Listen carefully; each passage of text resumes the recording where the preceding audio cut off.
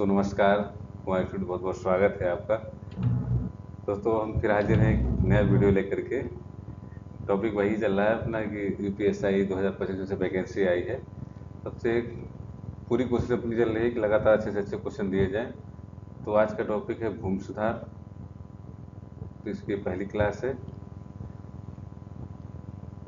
तो आइए चलते हैं मेन टॉपिक पर। और इससे पहले आपसे निवेदन, अगर आपने हमारे चैनल को सब्सक्राइब नहीं किया तो प्लीज़ सब्सक्राइब कर लीजिए, लाइक करिए, अपने दोस्तों को शेयर करिए, वीडियो अच्छी लगती है ज़रूर शेयर करिए। बहुत बहुत धन्यवाद। आइए चलते हैं आगे टॉपिक पे।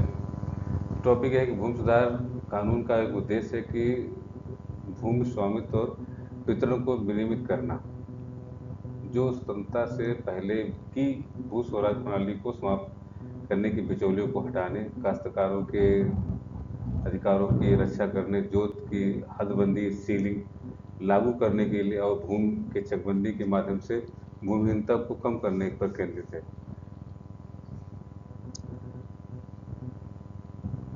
टॉपिक लिख दिया है।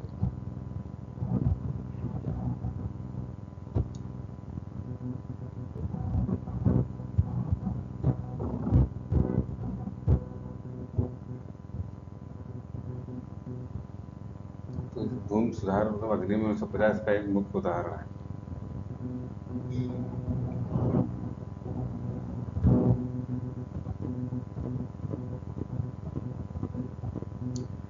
इसने जमींदारी व्यवस्था समाप्त की और भूमि को राज्य में निहित किया। भारत में विभिन्न भूमि सुधार कानून बने, जैसे कि भूमि हदबंदी कानून 1972, जिसका मुख्य उद्देश्य भूमि कुछ ही हाथों से केंद्रित होने से रोकना, अतिरिक्त भूमि को भूमिहीनों को वितरित करना। नेक्स्ट टॉपिक है कि 1967 में पश्चिम बंगाल में संयुक्त मोर्चा सत्ता में है। तो और भारतीय कम्युनिस्ट पार्टी के मार्क्सवादी के नेता हरे कृष्ण कुनार और विनय चौधरी ने 1967 में भारत का पहला भूमि सुधार शुरू किया। तब ये पूछ लेता है कि पहला भूमि सुधार किसने शुरू किया। नेक्स्ट है कि प्रमुख भूमि सुधार उपाय। तो उपाय है कि जमींदारी प्रथा का उन्मूलन, स्वतंत्रता के बाद ब्रिटिश काल से चली आ रही जमींदारी व्यवस्था को समाप्त करना। नेक्स्ट है किराएदारी कानून का सुधार, भूमि सीलिंग अधिकतम सीमा।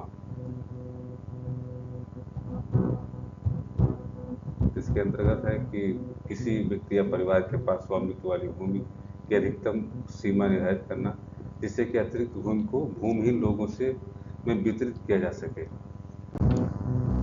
नेक्स्ट पॉइंट पे आता है कि भूमि का पुनर्वितरण, अधिकता से प्राप्त भूमि को भूमिहीन कृषक, जो अनुसूचित जातियों और अनुसूचित जनजातियों को में वितरित करना। जो बड़े बड़े काश्तकार, उससे बच के जमीन थोड़ी बचाई जाती थी निकाल करके, छोटे छोटे जो किसान भाइयों को दी जाती थी।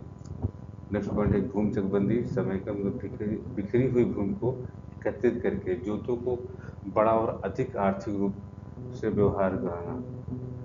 जैसे होता ना, कई कई छोटे छोटे प्लाटों में पड़ी हुई जमीन कई जगहों पे है, गाँव के चारों तरफ कहीं पड़ी, उसको इकट्ठा करके छोटे छोटे किसानों को देना, इससे भूमि सुधार हो जाता है।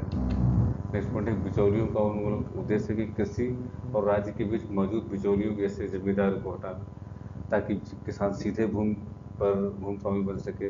उदाहरण के लिए भारत में जमींदारी प्रथा का उन्मूलन, जिसमें जमींदारों को हटा करके भूमि पर किसानों का अधिकार स्थापित किया गया। दूसरा है काश्तकारी सुधार में उद्देश्य कि किराएदारों काश्तकारों के अधिकारों की रक्षा करना, लगान की दरों को कम करना, उन्हें कार्यकाल की सुरक्षा प्रदान करना। उदाहरण के लिए किराएदारों को जमीन पर लंबे समय तक रहने का अधिकार देना, किराए में कमी करना। नेक्स्ट पॉइंट है कि भूमि हदबंदी चकबंदी। तो ये पॉइंट कभी सुना होगा, जो कभी चकबंदी होती है, ज़्यादातर इसका जिक्र करते हैं जो अपने लेखपाल साहब आते हैं। तो भूमि हदबंदी में जो लैंड सीलिंग का एक उद्देश्य किसी एक व्यक्ति का या परिवार के पास भूमि की अधिकतम सीमा तक तय करना कि उस हद के अधिक भूमि को सरकार द्वारा भूमिहीनों में बांटना। उदाहरण के लिए भारत में भूमि हदबंदी कानून के तहत अतिरिक्त भूमि का वितरण किया गया। चकबंदी कंसोलिडेशन, उद्देश्य कि बिखरे हुए खेतों को, हमने पिछले पॉइंट में बताया कि जो बिखरे हुए छोटे छोटे टुकड़े खेत के बच गए, कहीं पे चक्रोट निकाला या कुछ थोड़ा सा और छूटा, कुछ हिस्सा छूट गया, तो इकट्ठा करके कि जिससे कृषि कार्य आसान हो जाए, श्रम और समय की बचत हो, उनको दिया गया। जब पंजाब और हरियाणा जैसे राज्यों में चकबंदी को अनिवार्य किया गया और अन्य राज्यों में स्वैच्छिक रूप से भी हुई है। नेक्स्ट पॉइंट, प्रक्रिया का मुख्य चरण। अधिसूचना, ये राज्य सरकार के किसी राजस्व अधिकारी को अधिकृत प्राधिकारी CALA नियुक्त किया जाता है। मुआवजा, भूमि मालिकों को उनकी भूमि का बाजार मूल्य से कई गुना ज़्यादा मुआवजा दिया जाता है। और पुनर्वास, प्रभावित परिवारों को पुनर्वास पुनर्स्थापन व्यवस्था की जाती है, खासतौर पर उन मामलों में जहां उनकी आजीविका सीधे तौर पर अधिग्रहित भूमि पर निर्भर करती है। डिजिटलीकरण, मतलब राष्ट्रीय राजमार्ग परियोजनाओं के लिए भूमि राशि पोर्टल जैसे डिजिटल प्लेटफॉर्म उत्पादकता की प्रक्रिया को तेज करने के लिए बनाए गए। नेक्स्ट है कि भूदान और ग्रामदान। भूदान आंदोलन के माध्यम से स्वेच्छा से भूमि का दान करना, जिसे बाद में भूमिहीनों के लोगों के लिए वितरित किया गया। निष्कर्ष यह है कि भारत में भूमि सुधार की एक बहुआयामी प्रक्रिया है जो ग्रामीण समाज में गहरी जड़ें जमा चुकी है। असमानता को दूर करने के लिए भूमि के न्याय संगत उपयोग को बढ़ावा देने के लिए शुरू की गई है। नेक्स्ट पॉइंट है, अतः हम ये निष्कर्ष निकाल सकते हैं कि मार्टिन्सबर्ग को उत्तरी भारत भूमि में भूमि बंदोबस्त का जनक माना जाता है। भूमि सुधार का जनक माना जाता है। बहुत ही इंपॉर्टेंट है ये पॉइंट, इसको नोट कर लीजिएगा। नेक्स्ट है कि अब आती है कि भूमि सुधार कैसे किया जाए।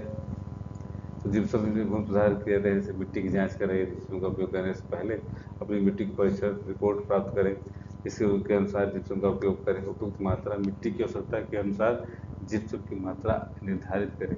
इससे गोबर खाद साथ मिलाकर इस्तेमाल करना फायदेमंद होता है। खेत की तैयारी, जुताई के हेतु खेत में जिप्सम डालकर के रोटावेटर की मदद से मिट्टी में अच्छी तरह से मिला लें। सुनिश्चित करें ये कम से कम 20 सेंटीमीटर मिट्टी में मिला दें। और जिप्सम की लाभ, लवणता, क्षारीयता कम करना।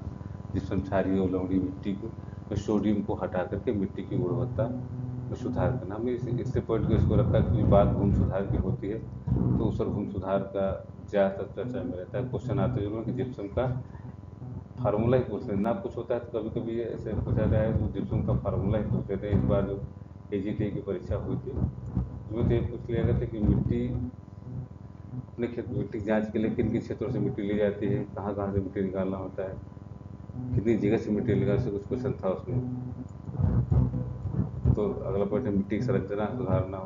ये मिट्टी के कणों को अलग अलग करता है, जिससे मिट्टी भुरभुरी बनती है, हवा का संचार बेहतर होता है और जड़ों का विकास आसान होता है। सूक्ष्म पोषक तत्व प्रदान करना, फसल उत्पादकता की वृद्धि होती है जिप्सम के प्रयोग से।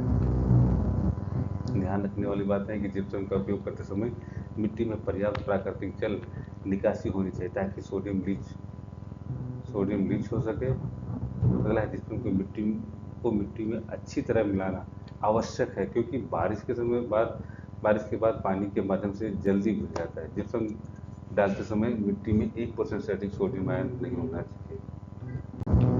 नेक्स्ट है कि भूमि अधिग्रहण के आशय सरकार द्वारा किसी सार्वजनिक प्रयोजन कंपनी के लिए निजी भूमि को कानूनी प्रक्रिया के तहत अधिगत करना, जिसके बदले में प्रभावित भूमि मालिकों को उचित मुआवजा पुनर्वास प्रदान करना। पिछले पॉइंट हमने कहा भूमि अधिग्रहण पुनर्वास पुनर्स्थापन में उचित मुआवजा पारदर्शिता का अधिकार RFCLT LARR अधिनियम 2013 के तहत संचालित होती है। इसका मुख्य उद्देश्य है कि प्रभावितों को उचित मुआवजा सहयोग प्रदान करना।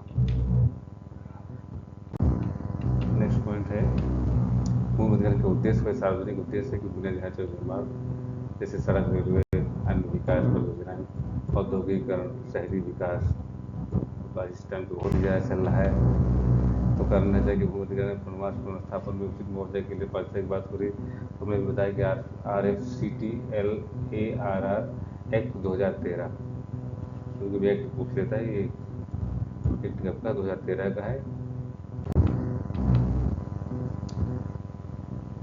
भूमि अधिग्रहण से मिलने वाला मुआवजा भारतीय भूमि अधिग्रहण कानून 2013 के LARRA के एक्ट 2013 को तय होता है कि जो शहरी और ग्रामीण इलाकों के अलग अलग होता है।